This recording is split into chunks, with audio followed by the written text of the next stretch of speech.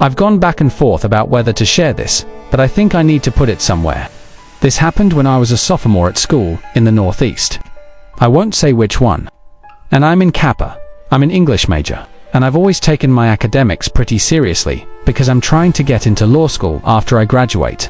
That's relevant context for what I'm about to tell you. Last semester, I enrolled in this upper-level course on English Romanticism. The class was pretty small, maybe 25 students in total, and it was mostly juniors and seniors. There was a professor who led the seminars, of course, but most of the actual teaching was done by the TA during discussion sections. His name was Roma, and yes, that was his real name. I still don't know if it was a first or last name situation, but that's what everyone called him. He was maybe late 20s, kind of lanky, and gave off this, I'm in a band, but not a good one type of energy. He was kind of just an oddball, anyway. The class itself was fine. A lot of close reading, a lot of discussion about nature and memory, and all that romantic nonsense. But participation was pretty dead most days. People would just sit there and wait for Roma to fill the silence, which he hated. You could tell it made him uncomfortable, which was problematic, because then he'd start cold calling on people and chirping at them when they clearly didn't know what was going on. There was one guy, though, who always seemed to keep things alive. His name was Luke. He was tall, with brown hair, and the only other thing I knew about him was that he was in one of the better frats on campus. He had this way of making jokes at just the right moment, not to be annoying, but to break the tension when things got awkward, and he actually did the reading, which was rare. When he talked, it was clear he knew his stuff, so the humor felt earned. He wasn't trying to be the class clown. He just had a presence. I remember thinking he was smart, but kind of goofy. Anyway, since I needed to participate for my GPA, I ended up being one of the only other people who talked regularly. So, it was usually me, Luke, and maybe 2 or 3 others, carrying the discussion while everyone else zoned out. Roma seemed to appreciate it. He'd nod along when I made a point, and sometimes he'd build on what I said, in a way that felt validating for my first essay, and I remembered this vividly. I wrote about ambiguity in Wordsworth's Tintern Abbey. It wasn't groundbreaking, but I was proud of it. When I got it back, Roma had written these long, detailed comments in the margins, not just corrections. Actual agreement with my ideas. But after that, I noticed things started to shift a bit. Roma began paying more attention to me in class. He'd call on me more often, ask follow-up questions to my answers, make eye contact with me for long periods of time, stuff like that. At first, I told myself I was imagining it. TAs take a liking to certain students all the time. It's not that unusual. But then he started asking me things that felt less academic. I brushed it off, though. I had other things going on around the same time. I started running into Luke more and more outside of class. Our sorority and his fraternity had a lot of overlap. I think Greek life is mostly stupid, but we were both in, I guess what you consider, top houses at our school. So we had a lot of joint mixers, date nights, and just always went to the same parties, and Luke was just always there. So naturally, we just ended up talking more and more, and I started taking a liking to him. After a few weeks of this, he asked if I wanted to grab dinner sometime, and I said sure.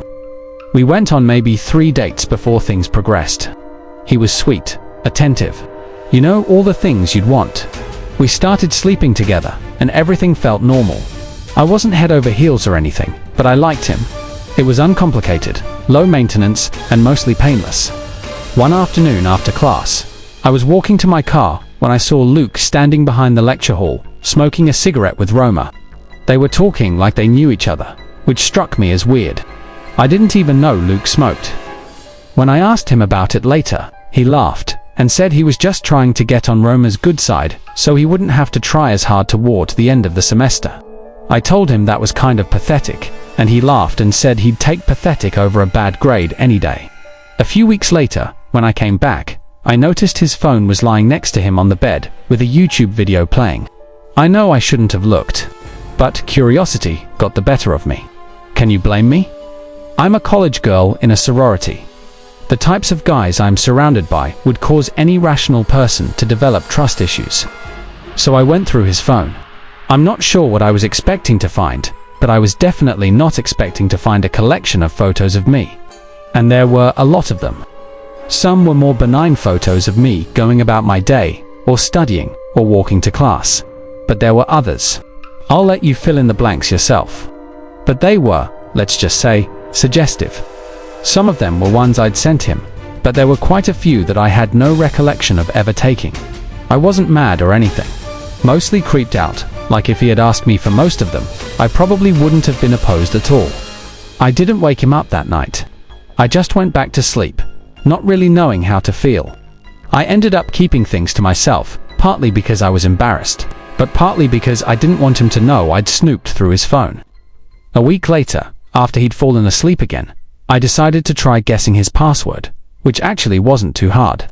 It was just his birthday, but reversed. This time, I went deeper. Brace yourself, because things move really fast from this point forward. I checked his messages, his deleted photos, everything, and I found something horrifying. He'd been sending photos of me, those photos of me to an unsaved number, regularly for weeks. Basically, the entire duration of time we'd been seeing each other. It was sick, and it was probably illegal too, but I couldn't think about that. I was shaking. I took pictures of everything, and then I started to cry. I couldn't control myself. I basically slapped him awake and demanded to know who the number belonged to. And he stumbled through this ridiculous story about how it was just his backup phone. How he liked to have copies of everything in case his main phone got lost. I knew instantly that was bullshit. I stormed out before he could convince me to stay. I was a complete wreck. I was a psychological mess, and I felt gross. I really didn't want to get into the immediate aftermath of everything, so I won't.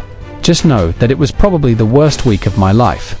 The last thing I need is for that trauma to reopen if anyone figures out who I am or anything. So that's another reason I'm keeping the details to a minimum. The unknown number ended up belonging to Roma.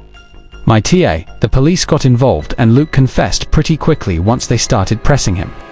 He admitted that Roma had been paying him hundreds of dollars, apparently in exchange for photos. The whole thing had been going on since the beginning of the semester, maybe longer. I don't know all the details, and honestly, I don't want to. Luke got expelled from university, and Roma got fired. I'm pretty sure there was jail time involved as well. Although I do remember thinking whatever punishment they got wasn't nearly enough to make me feel compensated. That was over a year and a half ago. I'm a senior now, and I'm almost done with school. I'm kind of relieved about that, to be honest. I've dealt with things in my own way, and I won't get into that, but I thought everything was behind me. A few weeks ago though, I started noticing something. There's this silver sedan that's been parked outside my sorority, late at night. Not every night, but enough that I've started paying attention. I haven't seen anyone get in or out of it. I don't know if it's one of them. I'm probably being paranoid, but it's really freaking me out. And honestly, I'm not sure how they'd even know I live here now. I moved into the house well after the Luke situation anyway. If anything else happens, I'll update. This happened like 2 weeks ago. I'm still not fully over it, but I need to get it out there, because keeping it to myself is driving me insane. My name is Mike, but everyone calls me Mikey. I'm 22, and I'm still living with my parents in Northern California. And before you ask, no, it's not the California you're picturing. I always have to explain this to people. Not every part of the state is beaches and palm trees. Where I live, it snows pretty heavily. We're talking middle of nowhere, surrounded by forest. Closest neighbor is a 10-minute drive kind of situation. I've been skiing my whole life, so the cold doesn't bother me. If anything, I prefer it. But that's not really the point.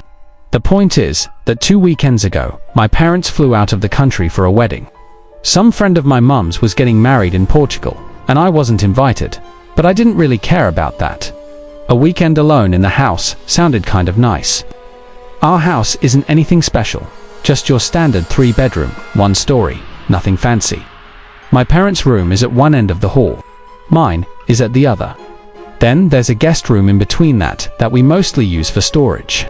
The living room and kitchen are in the middle of the house, and the front door opens right into the living room. I'm describing this because it'll be important later. The first night alone was fine. I went to bed around 2 a.m. and passed out pretty quickly. The second night is when everything went wrong. I went to bed around the same time, maybe a little earlier. I remember being more tired than usual, so I knocked out fast. I don't know what time it was when I woke up, but it was the middle of the night. That's pretty irregular for me. I knew something woke me up, because I always have to keep my phone on airplane mode when I sleep, so it wasn't that. But I had no idea what it could have been. I scanned the room, but it was pitch black as my eyes started adjusting to the darkness, though I saw something strange. My closet door was wide open. I always keep that door closed. Always. It's one of those sliding doors that doesn't stay shut on its own. So I make a point of closing it every night before bed. I know that sounds weird, but I've had the thing about open closet doors since I was a little kid. The point is, I didn't leave it open. I know I didn't. I started freaking out a little. My brain was doing that thing where it's trying to convince you that you're still dreaming. But I knew I wasn't. I was fully awake. I could feel my heart starting to pound, and I couldn't shake the feeling that something was really, really wrong without thinking. I reached over to my nightstand, grabbed my phone, and turned the flashlight on. I literally screamed when I saw them. There were two figures standing at the edge of my bed, just standing there. Before I could make out any features, they scattered in opposite directions, like they were trying to avoid the light beam. It was freaky how fast they moved, almost like they knew I had been about to turn the light on. I started flailing my phone around, trying to keep it on them, but they were too quick. I heard something clatter to the floor, but I didn't have time to process it. I just started screaming. I don't even know what I was screaming. I think I was just making noise out of pure panic. The two figures bolted for my bedroom door. I heard their footsteps pounding down the hallway, and I started chasing them before I could have a second thought. By the time I got out of bed and made it to the hall though, I heard the front door slam. I ran to the living room, but they were already gone. I stood there in the living room for I don't even know how long. My hands were shaking, and I was just trying to focus on catching my breath. The moment I regained my composure, I ran back to my room, locked the door, and called 911. While I was waiting for the police in the safety of my locked room, I finally turned the light back on. That's when I looked down by the edge of my bed and saw what had clattered during the commotion. It was one of my mum's kitchen knives. I almost threw up. I'm not kidding. Those people had been standing over me with a knife while I was sleeping. If I hadn't woken up when I did, I don't even want to think about what would have happened. I probably wouldn't have woken up. The police showed up maybe 20 minutes later. They searched the entire property, but there was no sign of anyone, of course. They took my statement, asked me a bunch of questions, and then one of the officers told me I must have forgotten to lock the front door. I told them I remembered locking it, but he just kind of shrugged and said that was the only explanation, being as there were no signs of forced entry, and every other door and window throughout the entire house was locked. The only thing that even could have been unlocked was the front door. I accepted that and watched them leave, but I knew I locked the front door. Fast forward through the nonsense of my parents getting home the next day and scolding me all over again for forgetting to lock the front door. There's no need to get into that. It's been 2 weeks now and I still don't have an explanation. Forget whether the door had been locked or not. Why the hell were two people in my room with a knife? Just robbed the place. It's not like I would have noticed them come and go. At first I thought whoever broke into my house that night might have known my parents were out of the country. But now I'm starting to doubt that theory, because I have trouble believing standard thieves would go out of their way to kill someone. My name is Natasha. This started happening about 3 months ago, right after I broke up with my ex, Tibbet. I'm 23 and I just moved into my first solo apartment after living with roommates since college. It was nothing special, a 1-bedroom in a mid-sized complex in Columbus, Ohio. I work remote, so I'm home a lot. That's part of why I wanted my own place. I was tired of trying to take calls while my roommates were being loud in the kitchen or whatever. The apartment was on the 2nd floor, facing the back of the complex, which meant my view was basically the parking lot and then some trees. Not exactly scenic, but I didn't care. I had my own space, my own schedule, and for the first time in my adult life, actual privacy. For the first few weeks, everything was fine. I didn't really interact with anyone in the building, besides the occasional head nod. There was an older woman on the 1st floor, who always seemed to be checking her mail whenever I walked by, and a couple across the hall who I'd hear arguing sometimes through the walls.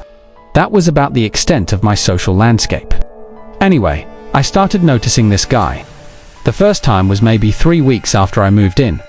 I was coming back from the gym around 8 p.m., and as I was walking up the stairs to my floor, I passed someone coming down. He was this nondescript white guy, maybe late 30s or early 40s. He had an average build. He was also wearing a grey hoodie. There wasn't really anything remarkable about him. We did that awkward thing where you both try to move to the same side. Then he just kind of squeezed past me without saying anything. I didn't think much of it. The second time was a few days later. I was in the parking lot, getting something out of my car, and I saw him standing near the dumpsters. He wasn't really doing anything, just sort of standing there. When I looked over, he turned and walked away. Around the side of the building again. Not that weird on its own. I shrugged it off and went about my business as usual. The third time is when things started feeling off. I was working at my desk, which faces the window overlooking the parking lot. It was the middle of the afternoon, and I happened to glance outside while I was on a call. There was a navy blue car parked in the lot that I didn't recognize, and someone was sitting in the driver's seat. I couldn't see their face clearly, but I could tell they were looking up at the building at my floor. Maybe at my window specifically, but I couldn't be sure. I watched for a few seconds, then went back to my call. When I looked again, maybe 10 minutes later, the car was gone. For whatever reason, that stuck with me. I started paying more attention after that, and the more attention I paid, the more I noticed him. The guy spent a lot of time in the parking lot.